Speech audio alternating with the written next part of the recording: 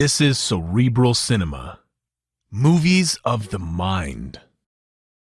Ladies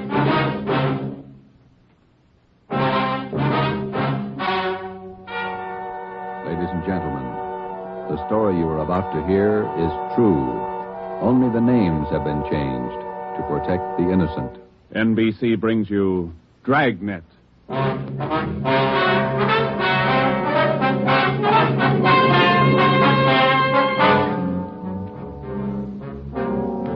You're a detective sergeant. You've been off duty 2 hours. You receive an emergency call from the chief of detectives. An entire block in the heart of your city is threatened with complete destruction. Your job? Report at once. Dragnet, the documented drama of an actual crime, investigated and solved by the men who unrelentingly stand watch on the security of your home, your family, and your life. For the next 30 minutes, in cooperation with the Los Angeles Police Department, you will travel step by step on the side of the law through an actual case from official police files. From beginning to end, from crime to punishment, Dragnet is the story of your police force in action.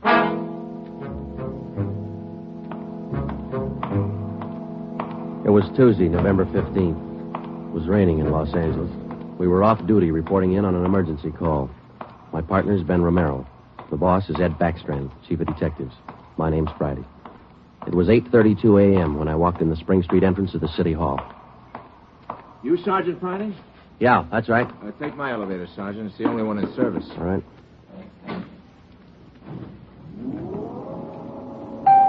I'll run you up to 16.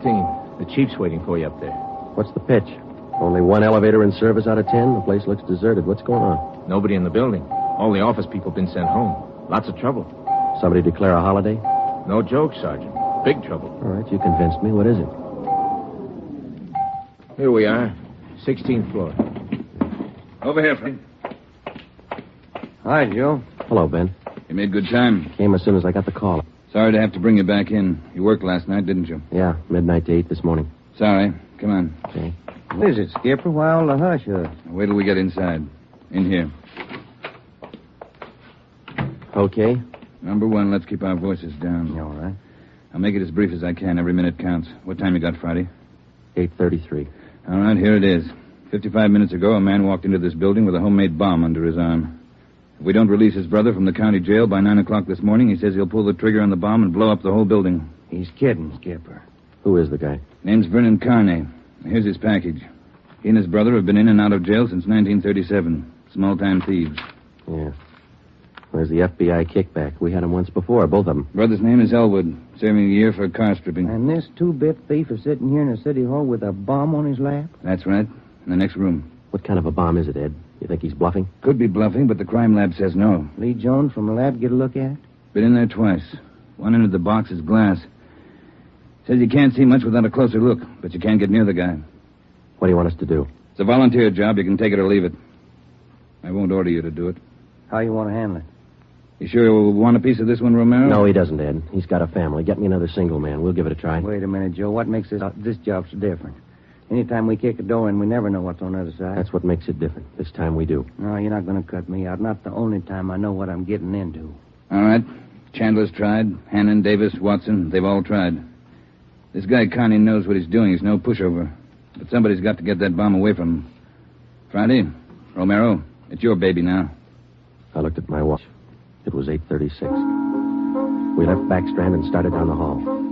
If Carney was going to make good his threat to blow up the building by 9 o'clock, we had exactly 24 minutes to talk him out of it. Ben and I figured we'd better look him over first and then work out some kind of a plan. Maybe just talking to him would do it. Vernon Carney was sitting in a straight-back chair against the far wall facing the door. He was seated between two windows that looked out over the city. Along the left wall was a row of 6 wooden chairs. In the center of the right wall was a connecting door leading to the office where Backstrand had briefed us. The door was locked on both sides. Just off-center and favoring the left of the room was a small filing table. The other furniture in the office was a desk just forward of the connecting door on the right. There was a dictaphone on the desk. In the near left corner, shielded by a white screen, was a small wash basin. The faucet leaked. Vernon Carney was middle-aged. He sat erect, holding a black box on his lap. He held his right hand inside one end of the box. Ben and I stood there for a minute and looked at him. Then we walked in the room. What do you say to a man with a bomb? That's close enough. Cigarette, Carney? I'm not smoking right now. What are you trying to prove? You know what I want? We're not going to let your brother out of jail. You got until 9 o'clock to change your mind. According to that clock on the wall, you got 24 minutes. If we go, you're going with us, Carney. Don't take much of a brain to figure that, copper. What made you think you could get away with this? Haven't yet. It ain't 9 o'clock. Unless that clock's slow. Haven't checked it against my pocket watch lately. That's the one that's running this show. Have you given any thought to all the innocent people that are going to go up with that thing of yours there? My brother's innocent. I want him out of jail. The court says he's guilty. He'll get out when he serves his time. That's where you're wrong, copper. He gets out at 9 o'clock this morning. All right, come on, Carney. Get your hand out of that box. Put the box on the table. You think I'm bluffing, don't you? I'm going to let you get within 5 feet before I make a liar out of you. Okay, Carney. I guess you mean business. You can take 3 more steps and find out for sure. Suppose we did let your brother out. We'd just come out and pick him up again, you along with him? If you could find us. Let's get this straight. If we let your brother Elwood out, how do we know you're going to keep your promise? What promise? I ain't made any promises. You just get Elwood down here first, and then we'll talk about it. There's only one thing I can't figure, Carney. Yeah, what's that? If we don't let your brother out, you say you'll pull the trigger on that bomb. You're going to kill a lot of innocent people. What are you going to prove by that? It's 8:37. You've got 23 minutes left. Now, I wish you'd answer that one for me. Why do you want to kill a lot of innocent people? Don't try to con me, copper. I know they cleared everybody out of this building 45 minutes ago. I know they cleaned out the whole block. They got it roped off. Where'd you get your information? I got a couple of windows here to look out of. Don't you think it's about time to send somebody over to get Elwood? You know, Carney, we got a way out of this. We don't have to let your brother out neither. I've heard that before. What's to stop us from leaving the building along with the other few officers and let you sit here and touch off that bomb? Go ahead. It won't be a long wait without you. Who are you trying to kid? You'd let me blow up $10 million worth of taxpayers' money? Ah, no. You're going to let Elwood out. You'll wait till the last minute to do it, but you'll let him out.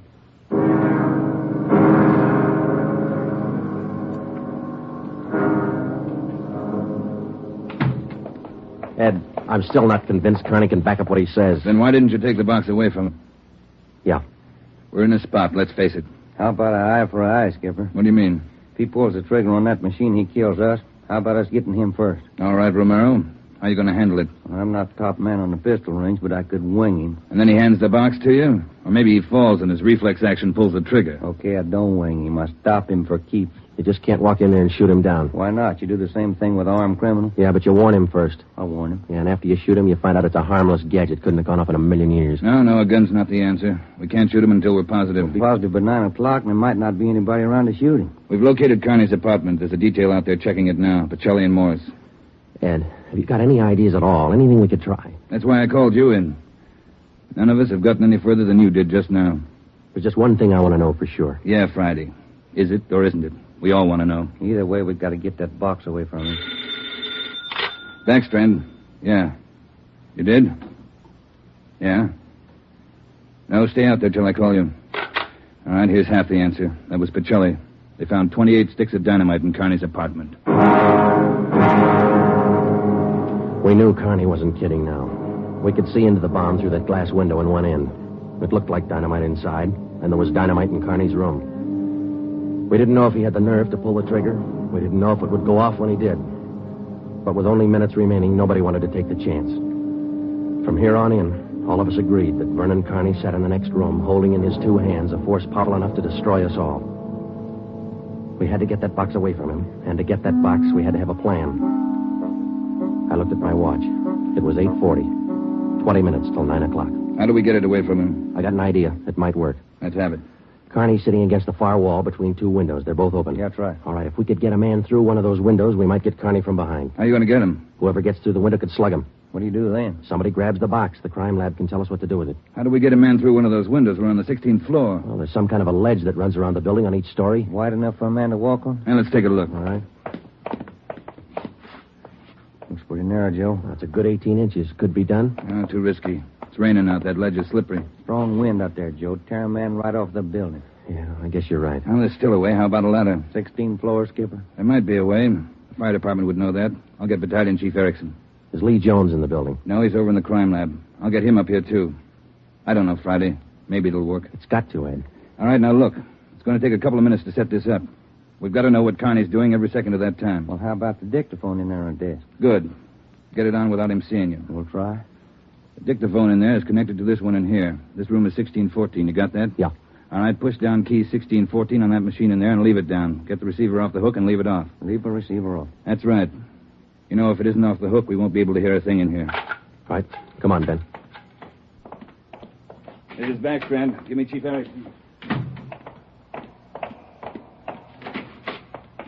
Where's my brother? Still in his cell? You coppers are long on talk, but short on time. Yeah, we know. I'm telling you, for your own good, you'd better get Elwood over here. Carney, I'll bet if we get your brother on the phone here, he'll tell you he doesn't want any part of this. You mean Elwood don't want out? Since when? Sure he wants out. Not your way. He's only got a year to serve. I'll leave him alone. I told him I'd get him out. He didn't think I could do it. But I'm doing it. I'll make you a bet, Carney. Let us get your brother on the phone. He won't walk out of here with you. Get him on the pat. Where you going? The phone's over here. Have to use the dictaphone. We get an okay from the chief, Elwood's still a prisoner. What's the matter with the phone? No operators. You know the building's been cleared. Oh, yeah. That's right. Almost forgot. Okay, you can use the dictaphone. This Friday, Ed. Carney wants to talk to his brother. Yeah, I know you'll have to send somebody over. Have them put the call on extension... wait a minute. What's that extension number, Ben? 2351. 2351, Ed. Right. It'll take a minute. Yeah. I'd kind of like to talk to El. Been a couple of months since I seen him. We've always been together, me and El, most of the time. Joe, let's go and see if we can hurry that call. Good idea, boy. 16 minutes to 9. Hey, cop. Yeah. Forgot to hang up the dictaphone, didn't you? I put the receiver back on the dictaphone. Ben and I had failed to make good on the first step of the plan. When we got outside the door, we briefed Davis and Watson. They went in to sit with Carney. It would be their job to keep us posted on Carney's movements. The dictaphone was out. We went back into the office next door. Chief Sam Erickson of the fire department and Lieutenant Lee Jones from the crime lab were already there. We told Backstrand what happened. Would have been a help. We haven't got time to cry over it. Carney's wide awake, Skipper. He doesn't miss a thing. Backstrand told us the plan Friday. We can't run a ladder up from the street. Too high, Chief? Best we got is a 100-foot area. You figure 12 foot to the story, that'll take you up 96 feet, 8 floors. And we've got the latest equipment. What's the idea you had, Jones? Sam, can you get hold of a pump here in a hurry? Sure, we got a lot of scaling ladders, but you got nothing up there to hook 'em on. You figure dropping down from the floor above? That's right, and I figure a pump here would do it. Sure it would. You could make it fast to the windowsill up there, but you got a 1.5 foot ledge in the way. No, what you want is a lifeline. You mean lower a man on a rope, Chief? Yeah, Romero. That's the quickest and the quietest. Could you rig it so one of my could do it? Sure, Ed. What's the risk? None if you work it right. We'll strap on a life belt, give the man heavy leather gloves. 2 of my men will lower him down. Pick your lightest man. What do you think, Lee? That's it. What do we do with the bomb we get it? I figure that box Conley's holding is about a foot square. Here's what I'll do. I'll get you a bucket with a 1.5 foot mouth. It'll be full of water. Yeah? I'll have it right outside the door of that office. When you get that box, place it in the water. We'll get the bucket out of the building as fast as we can. And once we get the bomb underwater, we're in the clear. And I can't promise you that, but it's the safest way to handle it under the circumstances. All right, that's the procedure. Sam, you take care of your end. Right away. I'll get a detail to give me a hand down on the street. We'll have a car ready to take the bomb to a safe area to decommission it. Work as fast as you can. Come on, Sam. It's our baby, Joe. That's right. Which part of it you want, the rope or the bomb? You call it. Fire Chief Erickson says the lightest man on the rope. That's me, Joe. All right, I'll get the bomb out of the building. Okay, that's the routine. But carry this with you. The man that comes down on that rope has one chance to make good. You slug him and make it count because there's no second try. Yeah.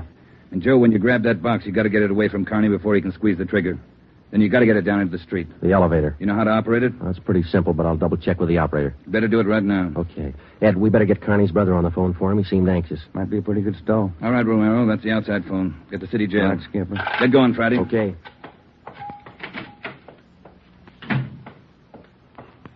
Hey, you. Elevator man. Yeah, Sergeant. Let me see if I know how to work that thing. You taking over the elevator? Well, in a couple of minutes. You want to check me out? Nothing to it, Sergeant. All right. Now, here's the control, see? Uh-huh. You push this lever right to go up, left to go down. You see this little trigger on the underside of the handle? Yeah. That's the safety lock. Be sure you squeeze it or you can't move the lever. Let me try it, huh? That's it. Uh-huh. Right to go up, Uh-huh. left to go down. Right to go up, left to go down. How do you operate the doors? Automatic. They work off the control lever. When the control lever is locked in the up or down position, the doors will close. I get it. Now, in case they jam, this red emergency button up here, Yeah. push it. If that doesn't close them, we call the repairman. Okay, I think I got it. You sure now?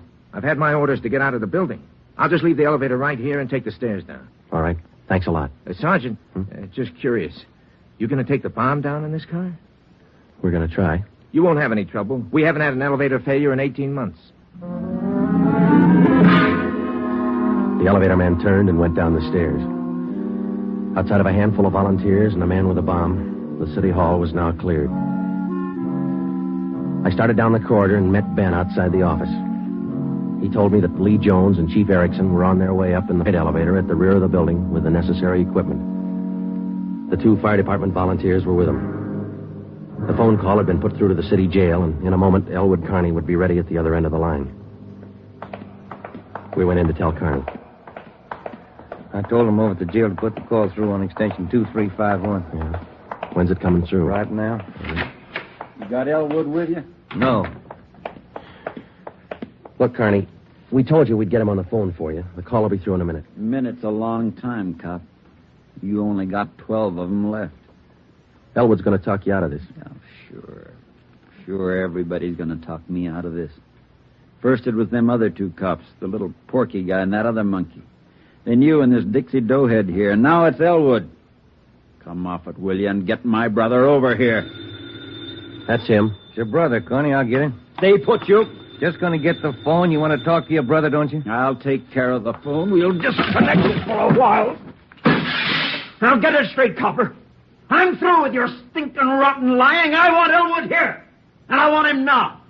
Bring him here before I blow you all to pieces. What's going on? Who threw that phone out in the hall? I did. You want me to go out and pick it up? Carney, that's not going to get you anyplace. You the big boss around here? Maybe. Are you or aren't you? I answered you. All right, big boy. I've got a piece of advice for you. Take your rookie cops here and get it through their heads I mean what I say. I want my brother over here in this room. And you've got just 11 minutes to get it done. Tell them that, will you, boy? All right, Carney. It's your show.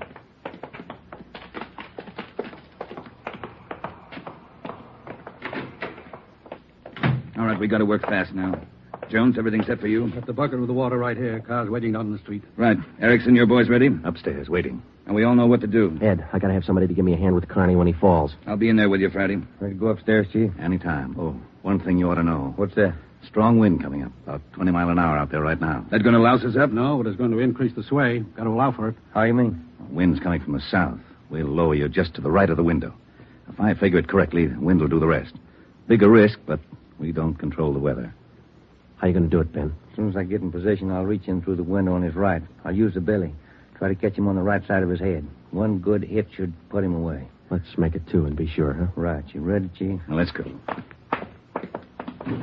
Ben. Yeah? Nothing. I'll be careful. You too, huh? What's the time, Friday? 8:50. Shouldn't take more than a couple of minutes for Romero to get down to that window, unless the wind gives him trouble. Jones, no use you sticking around. I'll give Friday a hand. That's my job. We've got to keep you alive to decommission the bomb. Bum joke. See you downstairs.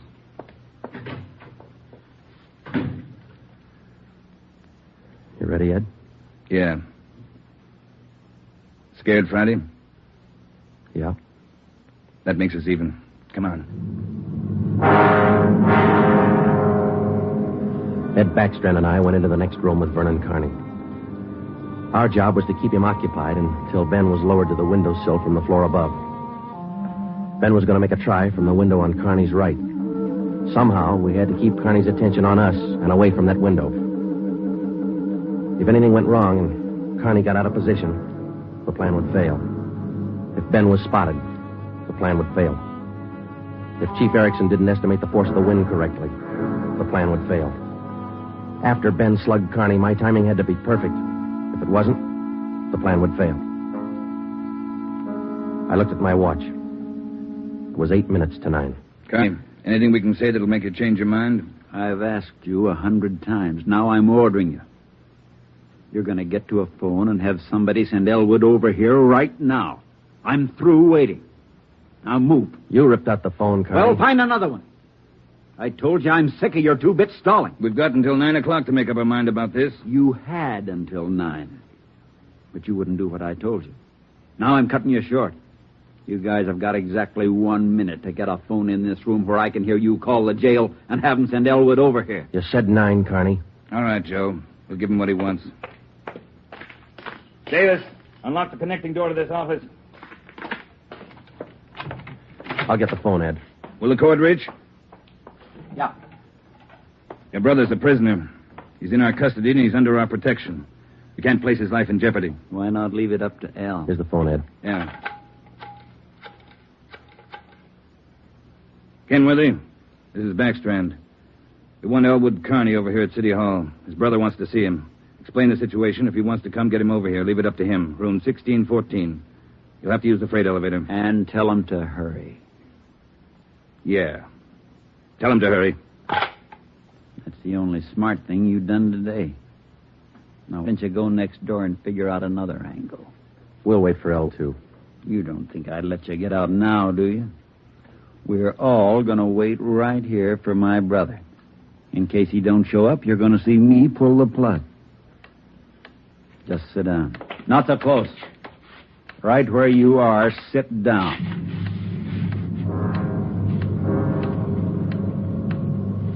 Loud clock, ain't it? Windy. Getting cold in here.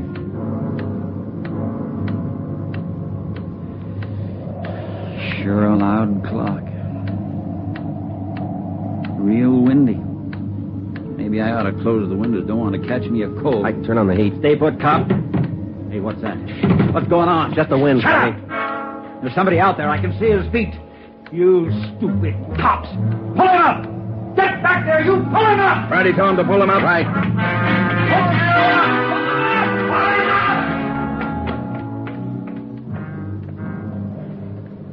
All right, Carney. You win. You bet I win, you dumb coppers. You didn't think I'd miss a trick like that? We'll just close these windows, boys. There's one, and lock it. And here's... Here's your brother, Carney. Yeah. Hi, Al. Hi, Vern. You did it. I told you. I told you I'd do it, didn't I? That's far enough for the rest of you. Al, come on over here. You're crazy, Vern. You're crazy. That's what they've been trying to tell me. We're going home, Al. How are you going to do it? There's a million cops outside. People all over town heard about this. They're holding the crowd back. They ain't going to stop us now, Al. You'll never make it. Either one of you. I got him this far, didn't I? We'll make it. Vern, you think we could do it? Hey, you. Yeah. You're going to get a car ready for us, a fast one. Have it in front of the building. Move! All right, Friday, do what he tells you. Right. Hold it. Yeah. If you ain't back by 9 o'clock, the deal still holds. I told them I'd pull the pin at 9, Al, if they didn't let you out. You ain't fooling, are you, Vern? Will that gadget really blow? 4 miles high. You know what that means, Al? Yeah. But they won't let you pull it. We're getting out. All right, Copper. Get the car.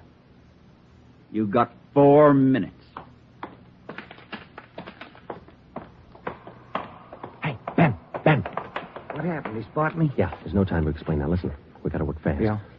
We had to bring Carney's brother over from the jail. I don't think he cares if they get out or not. He just wants to use that bomb, and for some crazy reason, he's waiting until 9. How much time we got? Let me look. Less than 4 minutes. How about the ledge? You think you can do it? Strong wind. You'll have to hang on like a fly.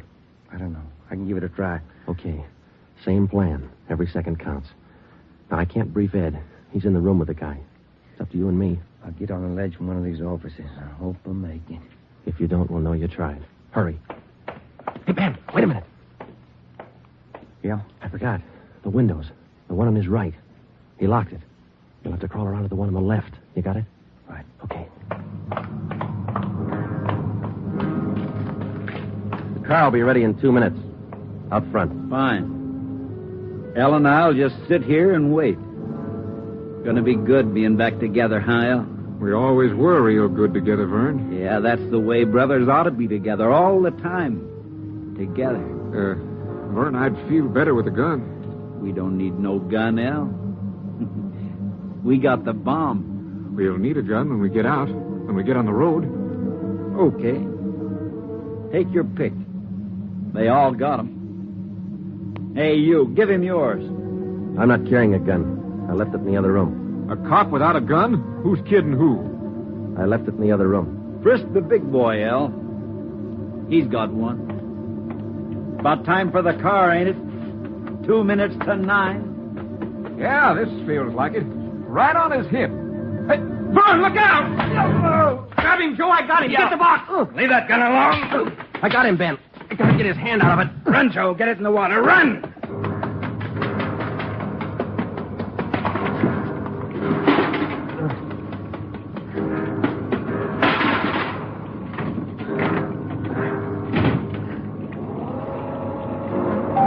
In a fast elevator, 16 floors isn't very much, but I've never shared an elevator with a live bomb. It seemed like minutes between floors. I kept watching the bucket. The bomb was completely underwater. A small stream of bubbles was hissing to the surface. I waited.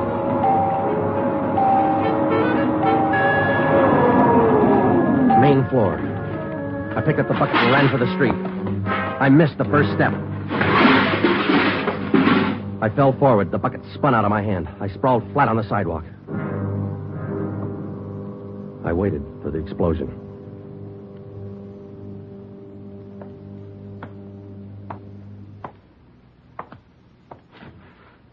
It didn't go off Friday. Yeah. I gave it a good chance, Lee. It was all there. Look, at least a dozen sticks of dynamite. Snyder, bring that over here. Here you are, Lieutenant. Thanks. Here's why it didn't go off. Had it rigged for a hard trigger pull. Would have taken a good yank to set this one off. Yeah. Hi, Joe. Hi, Ben. Clumsy.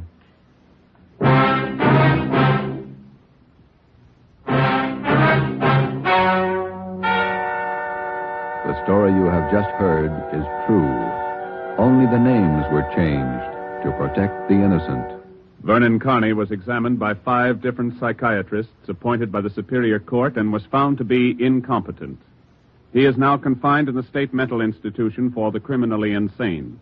Elwood Carney is now serving the balance of his sentence with no time off for good behavior. You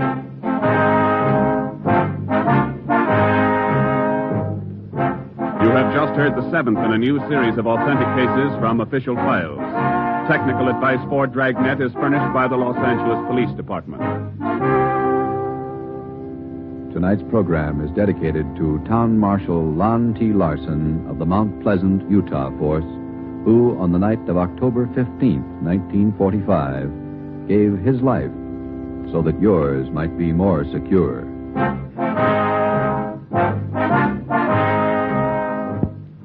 Dragnet came to you from Los Angeles. This is NBC, the national broadcasting company.